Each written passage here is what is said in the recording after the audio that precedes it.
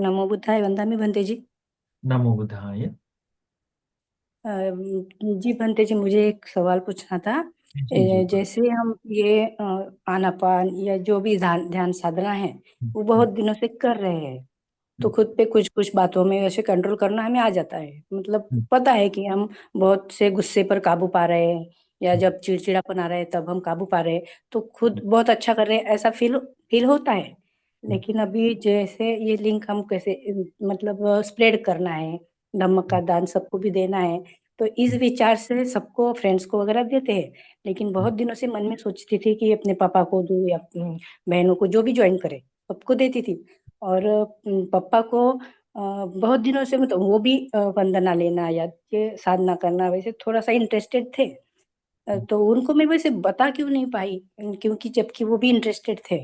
और मन ही मन ऐसे एक एक शायद 2 साल हो गए हम मैं इस ग्रुप में जुड़ी हूँ। और पापा को मैं बताने ऐसे, जैसे वो भी ज्वाइन करते थे तो वो बात करने के लिए चाहते थे कि मैं भी ग्रुप में कुछ पूछूं। तो मैं उनको मना कर देती थी, नहीं आप बात नहीं करोगे, आप पूछोगे नहीं। तो मैं ऐसे डांट के, तो मैं बोल रही हूँ मैं तो गुस्से पर काबू पाती हूँ, मैं तो बहुत कर सकती हूँ, फिर उन पर मैं क्यों ऐसे करती थी, उनको क्यों हम्म, बात नहीं करने देती थी अब। तो हाँ। अभी मन ही मन इतना बुरा फील होता है कि मैं क्यों उनको ऐसे करती थी। तो इसका मतलब मैं भी ध्यान साधना में होकर भी कुछ नहीं हूँ, ऐसे ही होगा।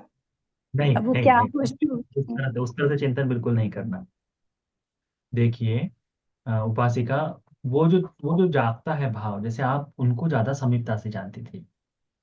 तो कई बार ऐसा होता है ना कि खामखा मेरे पिताजी के प्रति लोग क्या सोचेंगे, यदि वो बात ना कर पाए तो कोई हंस दे, अरे कैसा है करके, तो चाहे देख ना भी पाए तो भी कई बार वो भाव जागता है। दूसरा बात, इस लोक में किसका चित्त है जो संपूर्णता केवल धर्मता से सोचता है? कोई नहीं। हम भिक्षुओं के मन में भी अकुशल नहीं जागता क्या? हम भिक्षुओं के मन में भी अकुशल जागता है। हम हमारे मन में भी राग जागता है, द्वेष जागता है, मोह जागता है। तो इस बंधन के कारण कई बार होता है कि हम में भी वो भाव भाव है। तो इसीलिए दीदी, आप अपने आप को दुखी करने की आवश्यकता नहीं। आप इसमें आनंदित लीजिए कि समय समय पर 2 साल से मेरे पापा मेरे साथ इस लिंक से जुड़े हुए थे। देख तो रहे थे, धर्म सुन रहे थे, जी जी। हाँ। धर्म सुन रहे थे, तो ये आनंदित जी होना चाहिए। चलो, कई लोगों के आप देखो, इसमें भी अभी 113 लोग, 12 लोग जुड़े हुए हैं। इनमें से 4-5 लोग कहेंगे या 10-15 लोग कहेंगे कि हाँ, हमने हमारे पिताजी को लिंक दी और उन्होंने सुना। ऐसे बहुत ही कम लोग होंगे। तो आप उसमें पॉजिटिविटी देखिए कि हाँ, लोग धर्म को अपने माता पिता तक, कई बार होता है ना कि अरे ये नहीं सुनेंगे, जैसे बेटे हैं उनके, तो माता पिता बेटों के बारे में तो चाहते हैं कि उनका भला हो, परंतु किस माध्यम से हो तो करने के लिए वो बड़े मुश्किल हो जाता है। कई बार अभी बच्चे हैं, तो बच्चों के लिए सब कुछ करने के लिए तैयार है, परंतु थोड़ा सा समय निकाल कर, चलो कुछ नहीं, यह बच्चा धर्म में आने के बाद केवल बुद्ध वंदना याद हो जाएगी, इतने मन से भी उनको लेकर आने की कोशिश नहीं करते ना। तो ये क्यों? क्योंकि ऐसा भाव जागता है, ऐसा भाव बधा हुआ है। आप तो, आपने आनंदित होना चाहिए, कम से कम उन्हें धर्म को सुनकर चिंतन करने के बोध का चिंतन करने का मौका मिला है। हो जाएगा। उनका किया हुआ कई कई बार कर्म होता है, आपसे हुआ कर्म होता है, उस कारण से तो आपको उसका बुरा मानने की आवश्यकता नहीं है। धर्म का अभ्यास जैसे जैसे चलते चलने दो। धर्म का अभ्यास जैसे जैसे आप कर रहे हैं, इसमें ये नहीं कि आपका द्वेष खत्म हो जाएगा, द्वेष तो रहेगा ही। देश तो जो है, वह जो पथिक का निमित्त है, वह श्रोतापन्न बनने के बाद भी रहता है। श्रोतापन्न बनने के बाद भी, तो हम तो अभी केवल धर्म के अनुसार श्रद्धा में आए लोग हैं, श्रद्धा के अनुसार जीवन जीने की कोशिश करने वाले लोग हैं। इसलिए अपने आप को पीड़ित मत करो, अपने आप को तकलीफ मत लो। आनंदित हो कि मैं उन लोगों में से हूँ जिन्होंने अपने माता पिता का कर्तव्य, माता पिता के प्रति जो धर्म देने से जो उनका जो ऋण है, उसे चुकाने के लिए मैंने कोशिश की है। उसका आनंद करो। यदि जो अपने माता पिता तक धर्म की बात न सुना पाए, कोई धर्म एक, कि माता पिता बीमार है, चलो मैं उन्हें धर्म का गाथा ही सुनवा दूं, धर्म का उपदेश ही सुनवा दूं, इतना भी अभ्यास नहीं करने वाले कितने लोग हैं। तो उसका आनंद करे। जो नहीं कर पाए, उसके लिए पश्चाताप अधिक करने की आवश्यकता नहीं है, उससे केवल मन खिन्न ही होते जाएगा। और धीरे धीरे चलते चलते आप अपने मन की ध्यान की अवस्था को भी, अपने मन की एकाग्रता को भी, आपके धर्म के अभ्यास को भी व्यर्थ समझना शुरू कर देंगे। तो उसकी आवश्यकता नहीं। आनंदित होइए कि आप जितना समय मिला है, उस समय में आपने माता पिता को पिता को विशेष करके अपने साथ बिठा कर हो जाए, एक ही लिंग पर धर्म सुनने के लिए योग्य बनाया, उतना बहुत है। ठीक, तो बुरा मानने की आवश्यकता नहीं। अगला प्रश्न है। वंदा में बंटी जी। सुखी हो। बंटी जी, मेरा प्रश्न ये था कि मेरे बच्चे, दो बच्चे हैं मेरे, मतलब बहुत अच्छे हैं, आज्ञाकारी, ये सब सुनते हैं, लेकिन फिर भी कभी कभी गलती से कुछ कर देते तो मैं उन पे चिल्ला देती हूँ, कभी कभी हाथ भी उठा लेती हूँ। मुझे पता होता है कि ये बच्चे समझ जाएंगे, लेकिन फिर भी ऐसा हो ही जाता है मेरे से। तो फिर ठीक है उसके ना, बाद कितने मुझे साल के बहुत बच्चे हैं बुरा आपके? लगता है। कितने साल के बच्चे हैं? एक 8 साल का है, छोटी बेटी है 6 साल की, हाँ, बेटा आठ मारो। साल का है। बच्चों को मारना भी तो चाहिए। माँ है ना जी आप? बोलिए। एक हाँ। सुंदर बात तुम देख लो, दीदी आप उसके लिए बुरा मत मानो। आप हाँ, उनको अपना गुस्सा उन पर उतारने के लिए मार रही है, या उनकी गलती हुई है उसको बताने के लिए आप उनको मार रही उनकी गलती के लिए ही। है? अपना गुस्सा तो नहीं उतार रही ना? जी कि नहीं, देखो, हम तीनों ही रहते हैं। हमारे सास मैं ससुर ने हमको ऐसा कह दिया, हमारे पति ने हमको बोला है, तो हम किस पर गुस्सा उतारे? तो हम, क्योंकि पति की कही बात को मैं नहीं बोल सकती, उसको नहीं डांट सकती, तो मैं मेरे बच्चों को डांट दूंगी, तो ऐसा तो नहीं है ना? हाँ, तो ठीक ठीक गुस्सा ठीक। किसी का भी नहीं उन पे करती, लेकिन थोड़ा भी ऐसा हो जाता है कभी कभी गुस्से में मैं फटक से, फिर उनको भी बुरा लगता है कि मम्मा तुमने ऐसा क्यों बात किया हमारे साथ, हमको बुरा लगा, फिर मेरे को और बुरा लगता है कि मैंने उन पे क्यों चिल्ला दिया। फिर ऐसा अरे पूरा बेटा, चलता ही रहता है हमेशा। बेटा है वो, बोध होना चाहिए उसे भी। हाँ। आपका डांटने का अधिकार बनता है दीदी, आप करे उपासिका तो कोई फर्क नहीं पड़ता। उसके लिए एक मैं छोटी सी बात बता दूं।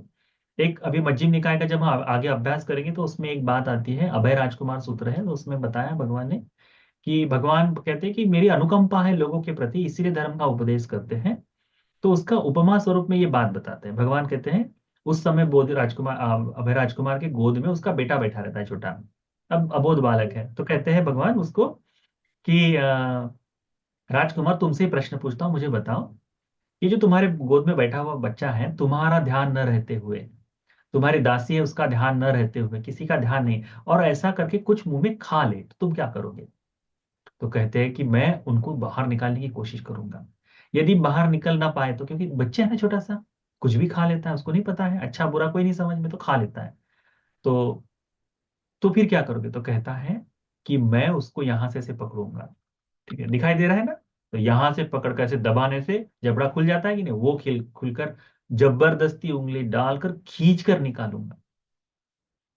तो चाहे वो खींचते समय उसे चोट लग जाए, मुख में रक्त भी आ जाए, तब भी खींच कर बाहर निकालूंगा। क्यों?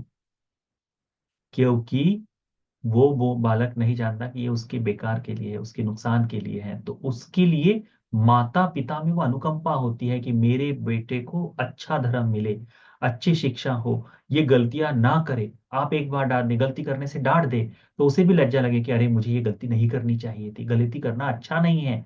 ऐसा जैसे जैसे जागते जाएगा उसमें क्या होगा, बुराइयों से वो पड़े आते जाएगा। परंतु साथ साथ में मातृत्व का प्रेम, पितृत्व का प्रेम भी दिखना चाहिए कि बेटा ये तुमको डांटा है तुम्हारी गलती के लिए है, नहीं तो तुमसे बहुत प्रेम है करके ये भाव भी। तो अपना तिरस्कार नहीं, पर बच्चों की परवरिश के लिए उन्हें डांटने में कोई बुराई नहीं, उनको पनिश करने में कोई बुराई नहीं है। पहले के जो बच्चे थे, आप देखो कितने होनहार, कितना भी बूढ़ा हो जाए टीचर, स्वयं अपने खुद के बच्चों के बच्चे भी आ जाएं, तब भी टीचर दिखाई दे तो हमारे टीचर है करके नमन करते थे। आज आज वो भाव नहीं है ना? क्यों नहीं है? क्योंकि जो शिक्षा की पद्धति थी वो अब खत्म सी लगभग हो रही है। अब तो कमर्शियल हो गया सब, टीचर को हम लोग अपना पैसा दे रहे हैं तो उतने इससे काफी है करके, अब वो अपना कर्तव्य करे। पहले टीचर टीचर डांट देता था तो माता पिता कहते थे कि हाँ अच्छा कर दिया टीचर, डांट दिया, गलती इसी की होगी करके। तब उस टीचर का भी उस तरह का मकाम था, उस तरह से टीचर भी उस तरह से कर्तव्य परायण थे। अब कैसा लाभ के लिए हो जाए, अपनी खुद की प्रशंसा के लिए हो जाए, कई बार अगति को चले जाते हैं। तो इस कारण से ये भाव है। तो माता पिता का भी उसी तरह से, माता पिता का यदि आप कहती हैं कि आप उनको अपना क्रोध उतारने के लिए नहीं करती, तो उसमें डांटने में कोई कोई कोई बुरा मत मानिए, कोई ऐसा गलत काम नहीं है। भगवान नहीं डांटते थे क्या भिक्षु को? मूर्ख भिक्षु करके बोलते थे? इतना भी नहीं समझ में आता, धर्म घर छोड़कर आया है और घर छोड़कर तू निर्वाण के लिए चलना चाहिए, मुक्ति के लिए मां कोशिश करनी चाहिए, मोह पुरुष करके भगवान डांट देते थे। अब इसमें क्या कहें फिर? तो उसको देखो, उसमें वो तो भगवान है, माँ है धर्म के, पिता है धर्म के, धर्मराज है, वो तो राजा है धर्म के। तो जब वो भिक्षुओं को किसी चीज के लिए होने पर विधान बना सकते हैं, नियम बना सकते हैं, नीति बनाकर डांट सकते हैं, तो फिर माँ तो अपने बेटे के लिए तो, बेटी के लिए तो थोड़ा गलती होने पर करना ही करना चाहिए। जिस समय माता पिता अपने बच्चों पर अंकुश खो देते हैं, उसके बाद बच्चों के भवितव्य के लिए उत्तरदायित्व तो उनका खत्म ही हो जाता है, ऐसा समझो। तो इसीलिए आप थोड़ा बहुत डांट दे, उसमें कोई नहीं। बच्चे जो सीधे आपके सुन रहे हो तो उनको भी, कि जब आपकी गलती पर, अब जो बच्चा है, बच्चे हैं आपके, या जो भी सुन रहा है इसमें, तो आपकी गलती पर आपके माता पिता डांट रहे हैं, तो माता पिता बुरे हैं ये भाव तुम्हारे मन में नहीं आना चाहिए। केवल ये भाव आना चाहिए कि मेरी गलती थी और उस गलती के लिए मैं ये शिक्षा भोग रहा हूं करके। क्योंकि ये बताइए ना कि गलती कर दी, डांट दे, तो माता पिता बुरे हो गए उस समय करके, परंतु तुम जब बीमार थे, लेटे हुए थे, माँ रात भर तुम्हारे सर की पट्टियां बदलते रही, खाना नहीं खाया है, जबरदस्ती कहा है, कितनी भी मस्ती होकर आए, जबरदस्ती, कभी भूखा नहीं सोने दिया। ये जो उसका प्रेम है, तो ऐसे समय में प्रेम क्यों नहीं सोचते हम? क्योंकि पटिका का चित्त ज्यादा होता है। तो इसीलिए माता यदि डांट दे, पिता यदि डांट दे, तो उसे केवल उस समय सीमा तक मर्यादित रखे, उससे आगे मत ले जाए। तो उससे केवल लाभ ही लाभ होगा। माता पिता को भी अपने बच्चों को डांटने के लिए, बुरा मानने की आवश्यकता नहीं है। हाँ, थोड़ा इन्हें मैंने ज्यादा ही डांट दिया उस तरह से हो जाए तो कोई दिक्कत नहीं। अपना फ्रस्ट्रेशन यदि बच्चों पर नहीं निकल रहा है, तो उसमें उनको अनुशासित करना ठीक है, मुझे नहीं लगता उसमें कोई। ठीक है, अगला प्रश्न है। वंदना हाँ, बस। पंडित जी, ओ, उपवास के दिन सफेद कपड़े नहीं पहने तो चलेगा क्या? हाँ, चल जाएगा। उपासिका, हम्म। उसका मतलब समझना चाहिए। हम्म। उसका मतलब है धर्म के अभ्यास के लिए सादगी आए करके। सफेद वस्त्र सादगी पूर्ण है। तो उसमें कहा है ना, नच्च गीत वादित विसुक दर्शना माला गंध विलेपन धारण मंडन, ये जो भाव है, इसमें सादगी आनी चाहिए करके ही है ना। तो वैसी सादगी के लिए सफेद वस्त्र। परंतु यदि आपको बाधा हो रही है, तो एक सुंदर सा उपमा बता देते हैं आपको, जिनके जिनके मन में है कि ये धर्म कैसे है करके। भगवान ने जो धर्म बताया है, अल्पेच्छ भाव के लिए बताया। दस कथा करनी है तो आ, अल्पेच्छ चीजों के लिए धर्म बताया, तो अल्पेच्छ धर्म के साधना में भी अल्पेच्छता होनी चाहिए। जैसे कोई भिक्षु है, उसे ध्यान प्राप्त है, और वो चार जगह बताते घूमे, मैं तो ध्यानी हूं, मैं तो ध्यानी हूं। इससे क्या होगा? उसका अल्पेच्छ गुण नहीं जागेगा, उसमें अहंकार आ जाएगा, उसमें नुकसान होगा। परंतु यदि कोई है, शांति में जी रहा है, बस अपना जीवन जी रहा है, उतने से काफी है, उसे कहते हैं अल्पेच्छ। कोई पूछ भी ले, हाँ ठीक है, उतना ठीक है, अगर इतना ही भाव हो तो उसे कहते हैं अल्पेच्छ का भाव। तो एक समय, भगवान के समय में दुतांगधारी भिक्षु थे। दुतांगधारी भिक्षु का मतलब होता है कि जो धर्म की साधना को और थोड़ा सा कठिन प्रयास अभ्यास से करता है। तो 13 प्रकार के दुतांग होते हैं। उसमें एक दो दुतांग ऐसे हैं जो विजिबल है, दिखाई देते हैं बाहरी स्वरूप से, कि आप हाँ देखते ही पता चल जाता है कि अरे ये दुतांगधारी है करके। बाकी के दुतांग जो है वह गुप्त रखने होते हैं, छुपा कर रखने होते हैं, वो लोगों तक प्रसिद्धि के लिए नहीं फैलाने होते हैं, वो अल्पेच्छता का भाव करने के लिए होते हैं। वो धर्म की साधना है एक तरह से। इसका मतलब ये नहीं कि आप मेरे कहने का दूसरा मतलब निकाले कि जो जिनके बारे में पता है उनके बारे में भगवान भत्ते जी ने कुछ आक्षेप की, नहीं। स्वयं चलकर जो बताने का भाव आ जाए, या प्रसिद्धि पाने की इच्छा से, तो वो अल्पेच्छता नहीं हो जाती। तो दो भिक्षु थे, एक किसी रास्ते पर जा रहे थे, उसमें से एक भिक्षु नेसद्दिकांगधारी थे। नेसद्दिकांग का मतलब होता है रात्रि के समय में शैया कुछ न करना, यानी सोने का आसन। जो जैसे चार एरिया होती है ना, हमने एरिया पर देखा, तो खड़े रहना, बैठना, चलना और लेटना। तो इन चारों में से लेटने वाली मुद्रा का त्याग करते कि आज के बाद मैं लेटूंगा नहीं, उसे कहते हैं निसद्दिकांग। तो बंदे जी दोनों बैठे हैं, उसमें से एक भिक्षु ऐसा है। तो शाम को, जब उस समय तो लाइट नहीं थी, दिए नहीं, दिए जलते थे, तो दिए भी रात भर के लिए नहीं जलाए जाते थे। जलाकर थोड़ी देर बाद जब काम हो जाए तो बुझा देते थे। तो भिक्षु लोगों के पास जहाँ रुके थे, वहां तो दिए की भी व्यवस्था नहीं होती थी कई बार। तो वहां पर ध्यान के लिए बैठे हैं, तो रात्रि की चंद्रमा की उजाला हो जाए, या फिर रात में बिजली कड़कती है कई बार। तो ऐसे समय में जो भिक्षु लोग दूसरों की, जैसे कुम्हारशाला हो जाए, कहीं चलते चलते धर्मशाला में रुक गए, तो एक ही कमरे में बैठे हैं, एक ही शाला में रुक रुके हैं। तो दोनों भिक्षुओं ने थोड़ी देर के लिए ध्यान साधना किया, उसमें से एक भिक्षु लेट गए। फिर सो जाने के बाद रात्रि में 12-1 बजे थोड़ी सी नींद खुली होगी, और तो बिजली चमकी होगी, तो ऐसे समय उस भिक्षु को बैठा हुआ देखा। उन भिक्षु ने सहजता से पूछ लिया कि भिक्षु, क्या तुम निसद्दिकांग का अभ्यास करते हो? जैसे ही शब्द लिया तुरंत लेट गए। निसद्दिकांग का अभ्यास कर रहे हैं, परंतु ये धर्म दूसरे तक पहुंचे नहीं, यानी ये दूसरों को कि प्रसिद्धि के लिए हो जाए या लाभ के लिए हो जाए, उस तरह से ये छुपाए रखने के लिए जो अल्पेच्छ भाव के लिए जो किया है, वह सफेद वस्त्र पहनने से आप पानातिपात से परे हो जाते हैं क्या? नहीं। सफेद वस्त्र पहनने से आप झूठ बोलने से परे हो सकते हैं क्या? नहीं। सील भिन्न है। वस्त्र परिधान से सादगीपूर्ण जीवन जीता है, ये केवल द्योतक है, एक लक्षण मात्र है। तो जिनमें सुगमता है, जैसे बुद्ध विहार में जा रहे सब लोग हैं, खुश लोग हैं सब कि मैं सफेद वस्त्र पहन रहा हूं, गंधु से अनुमति है तो पहन लो। जहां नहीं है वहां पर जबरन की सफेद ही वस्त्र पहनना चाहिए, ऐसा आवश्यक नहीं। आप रंग के कपड़े पहनो तो हल्के पहन लो, चमकदार अधिक ना पहनने की इच्छा हो तो साधारण कपड़े पहनो, साधारण पहने। श्रृंगार करने के लिए मना किया है, कपड़े पहनने के लिए मना नहीं किया है। वस्त्र का कोई परिधान नहीं बताया कि ऐसा ही होना चाहिए, नहीं। और बुद्ध विहार में जाते समय सफेद ही वस्त्र पहनना ऐसा भी आवश्यक नहीं। किसी का जन्मदिन है तो मस्त सज धज के जाओ बुद्ध विहार में, भगवान को नमन करो, आनंदित रहो कि कपड़े पहन कर हैं। भगवान के समय में नहीं उपासिका लोग जाती थी, राजकुमारी सफेद वस्त्र पहन के जाती थी भगवान के पास? नहीं, राजकुमारी पोशाक में जाते थे, रथों से जाते थे जहां तक जा सकते थे, फिर उतर कर पैदल।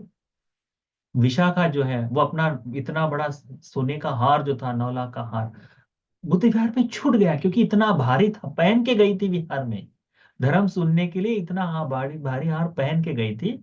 थोड़ी देर के बाद वो भारी भारी मैसेज, अब देखो ना, आप कई बार होता है जैसे आप शादियों में चले जाओ तो बहुत लड़कियों के अभी लहंगे जो है बड़ा भारी बनाते हैं, 10-10 15-15 किलो के, 20-20 किलो के लहंगे होते हैं। कान के झुमके देखो बहुत बड़े होते हैं। तो कई बार आप लोगों ने देखा होगा कि जब थोड़ा सा सब सब शादी का माहौल खत्म होने के बाद लड़कियां अपने बड़े बैंगल्स वो निकाल कर एक जगह पर्स में रख देती है। क्यों? क्योंकि अभी तक तो लोगों को दिखाने के लिए पहना है, पर अभी ज्यादा भारी है तो निकाल, वैसे ही विशाखा ने निकाल के रख दिया, है ना? तो उस तरह से देखना चाहिए। तो उस समय कि नहीं भाई सफेदी वस्त्र पहनना आवश्यक नहीं है, जिनको पहनने में सरलता है, सुगमता है, आसानी है, वो पहने, उससे सादगी जागती है। परंतु धर्म में अनिवार्यता कहीं नहीं बताई है कि उपोषण सफेद वस्त्रों में ही करना पड़ेगा करके। वो समय समय पर बताया गया है उदात्त वस्त्र के बारे में, परंतु सादगी के लिए बताया है। कपड़े को मूलिक करके नहीं बताया है उसमें, कि फैशन के लिए नहीं है।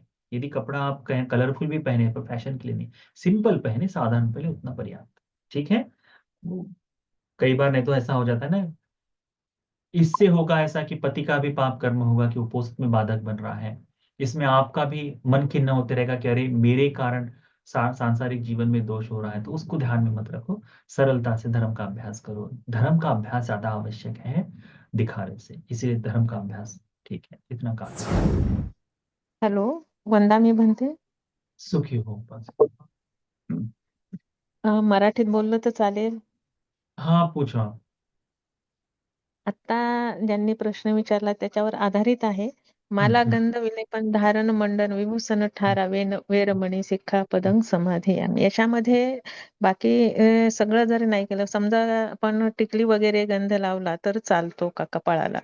वो संपूर्ण म्हणजे वही। घरामध्ये थोडस त्रास होतो. नाही, तुम्ही चष्मा वापरत असाल तर तुम्ही हा, चष्मा न वापरावा असं आहे का? बरोबर. नाही, तुम्ही वापरायला पाहिजे।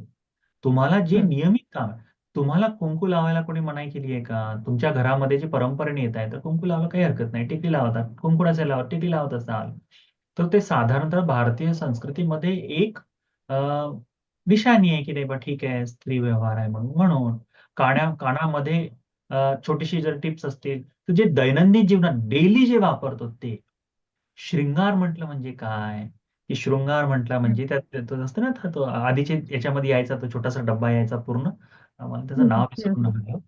ते मेकअपचा सेट असायचा. शृंगारपेटी. हा, हा, शृंगारपेटी. हा, शृंगारपेटी. की त्याच्यामध्ये आरसा वगैरे, मोठा आरसा वगैरे असायचा. तिथे हा. बसून जे मग ते चेहऱ्याला 2-3 प्रकारचं लेपन करणे, कानामध्ये वेगवेगळ्या 10 प्रकारच्या ज्या गोष्टी आहेत, की ही नाही ती, ती नाही ती, मॅचिंगचे कानातले घालणे, त्याच्यानंतर मग लिपस्टिक, मग कपड्याला शोभणारी लिपस्टिक लावायची, मग नेल पॉलिश, मग अशीच नेल पॉलिश असल्या पाहिजे, मग ती माखवायची, दुसरं लावायचं. या पद्धतीने जो शृंगार आहे तो त्या दिवशी म्हणा आहे. गजरा लावणे, तो डेली गजरा नाही लावत आपण. तो गजरा केव्हा लावतो, जेव्हा आपण सजायचं असेल तेव्हा लावतो. पण एखाद्याच्या घरात, जसं साऊथ इंडियन मध्ये असेल, त्यांच्यामध्ये संस्कृती आहे की गजरा दररोज महिलाच्या ह्याच्यात असल्या पाहिजे. तर त्या दिवशी जर तेवढं एखादं असतं ना की नाही काय होऊन गेलं तसं वाटण्यासाठी मग त्यांनी लावल्यावर काही हरकत नाही. पण तो शृंगारासाठी जो भाव आहे की सजायचं आहे म्हणून, ते नाही. जसं आता आपण मंगळसूत्र घालतात, तुम्ही अनेक बाया मंगळसूत्र घालतात, बरे त्यांनी लोकांनी सोडून दिलं ते ठीक, नाही सोडलं ते त्यांच्या मनावर आहे. परंतु घातल्यामुळे तो शृंगार आहे का की मंगळसूत्र आहे, ते ते लक्षात असल्या पाहिजे, नाही का. मग एखादे मंगळसूत्र घातलं, मग त्याच्यात पाटल्याही घातल्या पाहिजेत, मग त्याच्यानंतर दुसऱ्याही गोष्टी, त्याच्या मोठ्याची माळ येते ती घातल्याच पाहिजे.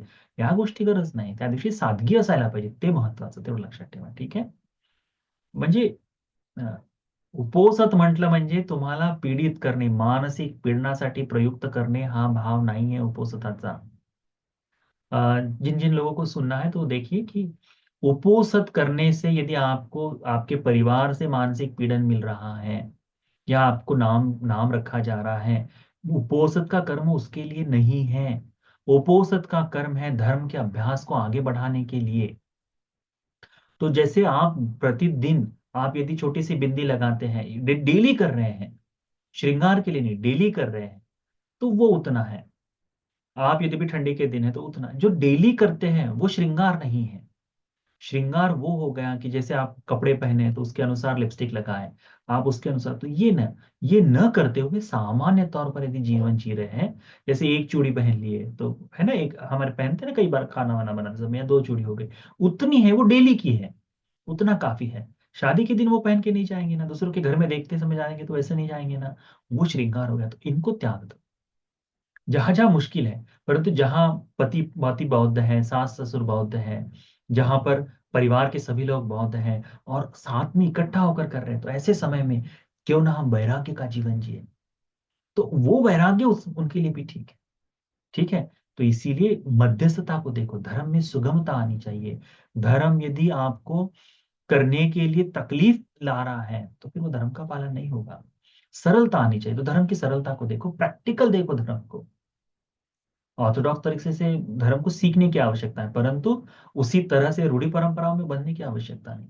सरलता देखो कि धर्म के अभ्यास में मुझे जितनी सरलता आती, सहजता आती, उतनी आवश्यक है। ठीक है, इतना।